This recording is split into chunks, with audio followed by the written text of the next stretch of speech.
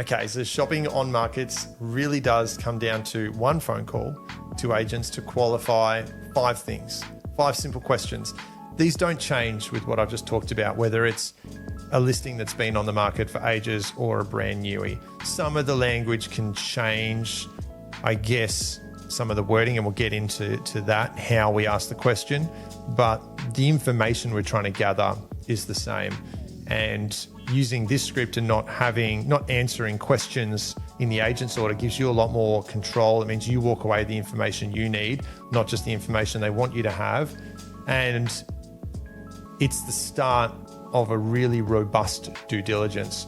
That means that you're not wasting your time, that you know where to focus your time and energy, because it's going to help you uncover what some of the issues might be, some of the roadblocks might be. And yeah, it's going to make more sense as we go along. So let's get straight into it.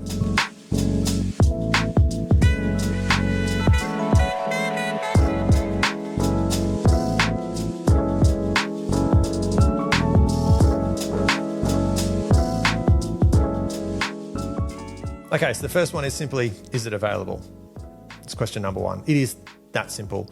We want to know whether it's under contract, because oftentimes we can look at a listing and it can say that it's for sale, and you do call up and say, no, it's been under contract, or no, that's actually unconditional, it just hasn't settled.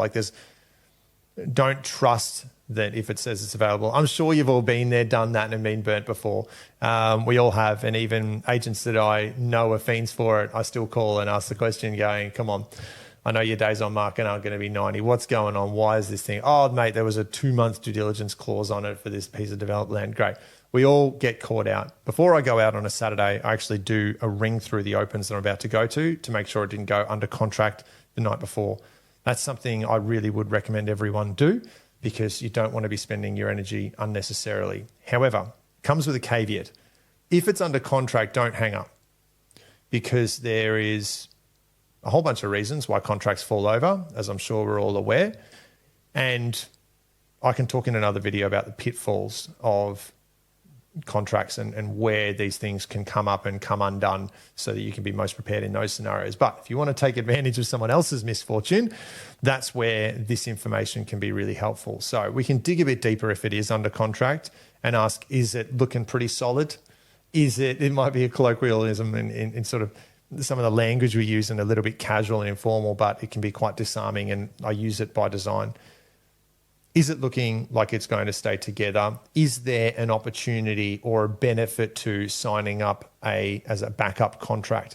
A backup contract in Queensland especially is really easy. It essentially means you automatically get the property if the other one doesn't complete for whatever reason. You don't have to be there with bated breath going, is it going to fall over? And when do I make this phone call, and do I call them every day? Put it in place that this contract automatically executes should X happen, which is should they not complete on their finance, or it falls over for building pests, whatever, right? And you build in your own due diligence clauses and do whatever you've got to do to protect yourselves, but you are a formal backup contract. Because if you're in that position and you ask the agent, they can often be like, yeah, you know what, if you qualify, let's just do that. If you know what that means and you're happy to do that, and I don't have to walk you through the process, absolutely, let's go. You'll be surprised how effective that can be, especially if you know it's a property you really want. I would recommend it. There's no harm, no foul in having a backup contract and making sure that you check your emotions at the door, because it'll be a bumpy ride if you're thinking that they could sign a backup contract with a high probability. Sometimes we go in with a very, very slim chance of the first one falling over, but it's up to the agent, the language they use. But generally speaking, if they're going to go to that trouble, they are acting on their seller's best interests, and it's to get you on the hook and to make sure that their ass is protected if that first one falls over as well, that they're doing their job. All right, so the second question is, why isn't it sold yet? No, because we want to put that out of your mind. And the reason we don't ask that is because we don't want to put the agents offside. It's essentially saying, why haven't you done your job? Why haven't you sold the property? So how I like to phrase it is, have you had any offers yet? Because that's when we talk about price. That's when we talk about, I guess, buyers' motivations. It's less about the agent and their effort and more, and they can offset the blame almost if it's been a pretty lousy campaign and put it on the buying cohort, put it on the buying public and go, I've done my job, but the buyers haven't come to the party to give us any offers.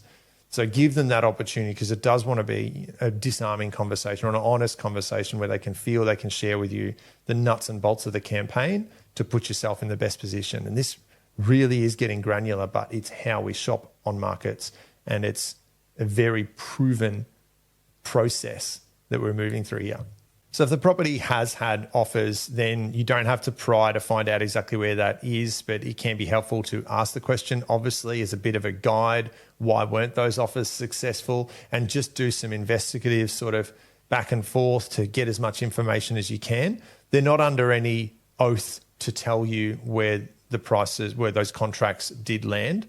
But they'd often be forthcoming anyway, because they might just say, look, we had something at $1 million and it didn't go to plan, or it wasn't quite enough for the seller and they've backed out of it. Sometimes it's the sellers, not just the buyers, that pull out of contracts as well for whatever reason.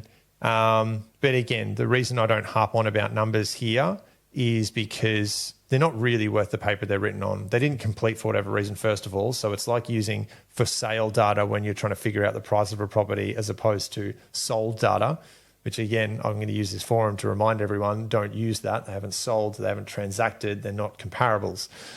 But the essence remains in that price is kind of irrelevant at this stage, because the property hasn't transacted at that number.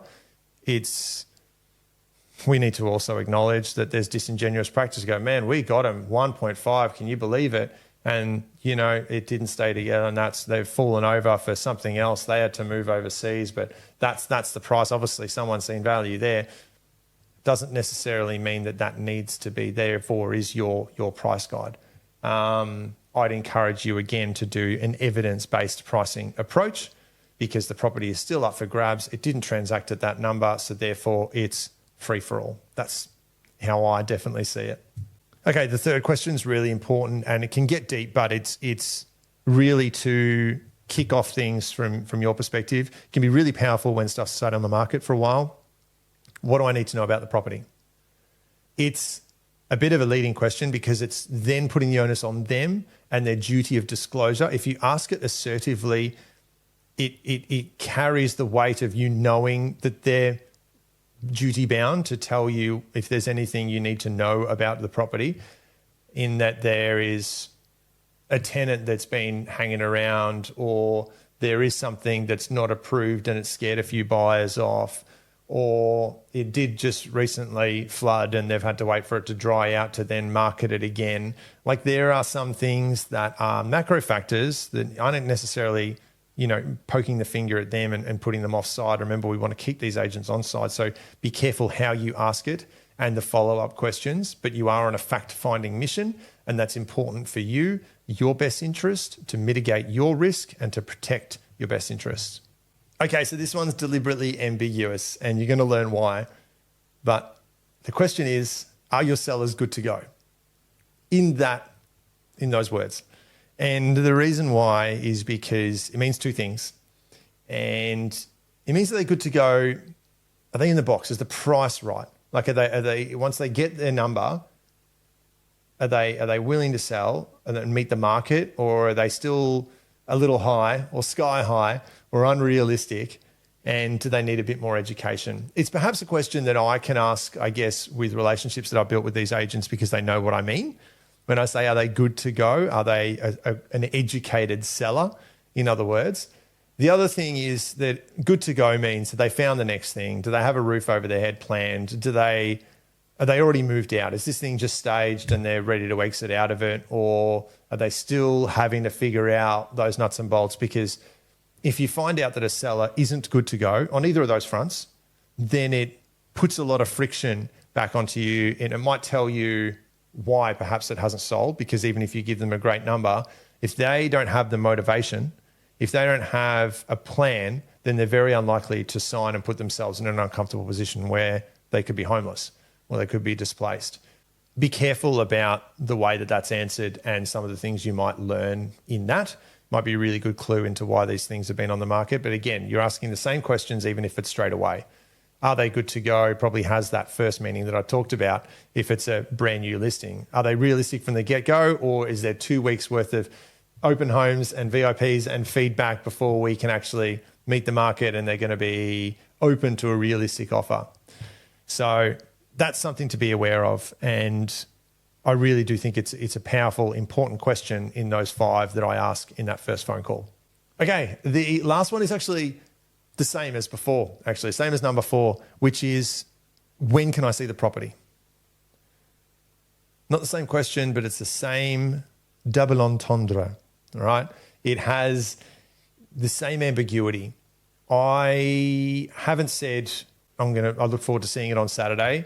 I haven't said, when's the next open? I've said, when can I see it next? I'm vying here straight away for a private inspection. If the first 4 answers have been favourable in these top 5 that we're talking about, the 5 questions I ask in every conversation I have with a real estate agent from the first outset, then yeah, I'm going to want an opportunity sooner rather than later to see the property. Now, there's a couple of reasons why I love private inspections. First of all, it moves the agent into a position of qualifying you. One-on-one time is always going to be advantageous. It means you've done a good job and that there's a realistic opportunity here.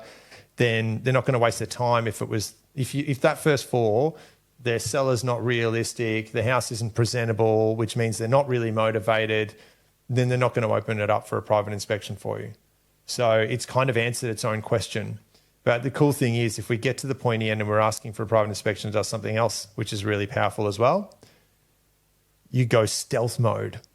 What does that mean? Stealth mode means that you're avoiding the competition's eyeballs. I cannot tell you how many times I've walked into an open and heard someone say to their partner, another person at the open, going, there's a buyer's agent here. He's probably got a client ready to go then.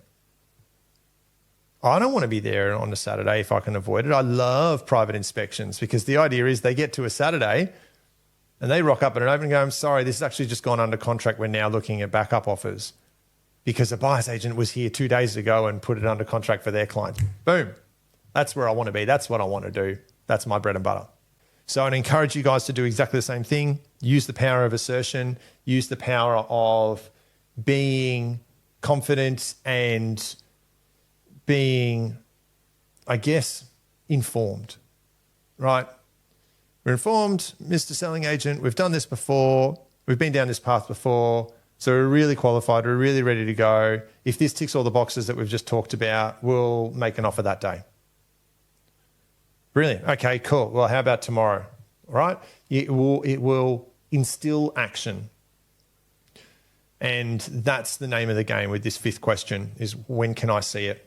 And it's ambiguous by design, not when's the next open, when can I next see it? And push them for it. If they go, well, it's open on Saturday, is there any opportunity prior?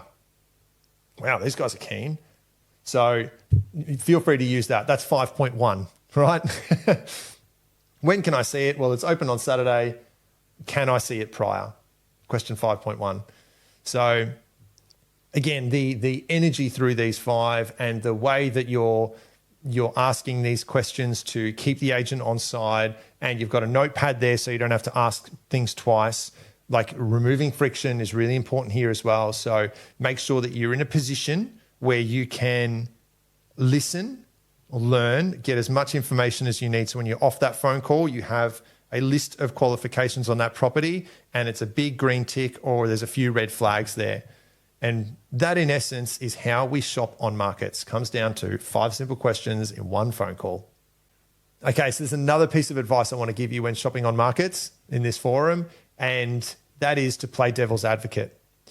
Now, I'm a pretty positive, upbeat person. As I said, a lot of the time I'm conversing with these agents as a glass half full, where the opportunity is not dead until it's dead. It's not a no until it's no.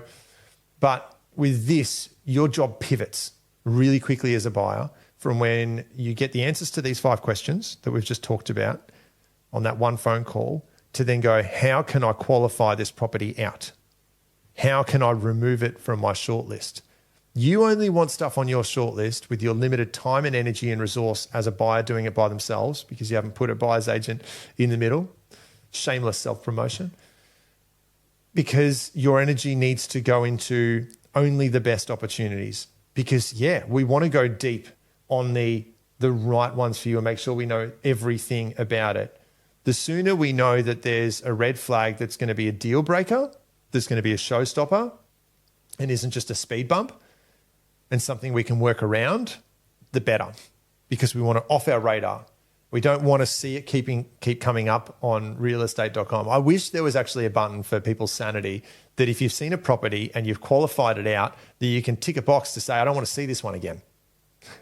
Who's with me, right? Like this is the real world where it's Tinder. You once you've swiped left, once you swipe left on someone, you don't want to see them again. You've decided that they're not the person for you. You don't need them to keep going up. You've qualified it out for whatever reason. You don't need to see this opportunity go, but maybe it's not worth your time. All right, and this is a big part of buying property effectively and efficiently. Efficient in terms of time, efficient in terms of energy, efficient in terms of emotional investment. Like these are finite resources that we have in our 24-hour days, and they need to be going on the right opportunities to make the best decisions. Otherwise, you're going to be so fatigued by the time you get to your dream home that you're going to miss something. And that's the risk that's creeping in. So we want to mitigate our risk. We want to save you time and energy and keep you positive, and so you can put the good energy into the best properties for you. So in a nutshell, shopping online properties really does come down to a pretty simple method. Remember, the other final bit of advice is that don't rely on just realestate.com and Domain. If you've seen some of the other videos, there's other portals. Facebook Marketplace seems to be a viable place to shop for property now. Agents own websites, and a lot of the time, that first phone call to agents for on-market properties, use it as a bit of a fact-finding mission as well. There's a second set of questions, which is, okay, while I've got you, this is our quick brief, make it 2 sentences. Is there anything else coming up that we should be considering? This is whether or not the property that you're talking about is suitable or not, but you've got airtime with an agent whose time is very valuable, whose memory is like a goldfish. We all see it, not just selling agents. And that's a really important thing. If you've got airtime with them, make the most of it and ask some other qualifying questions to see if there's any other opportunities that can be unearthed in that moment. And that's it. We don't need to overcomplicate it. There's no 20 questions that follow from that. The notes on this one are really simple. 5 questions, 1 phone call, and then a mindset that you're approaching all this with, and it's job done. So I look forward to seeing you in the other videos. In the meantime, it's buy better.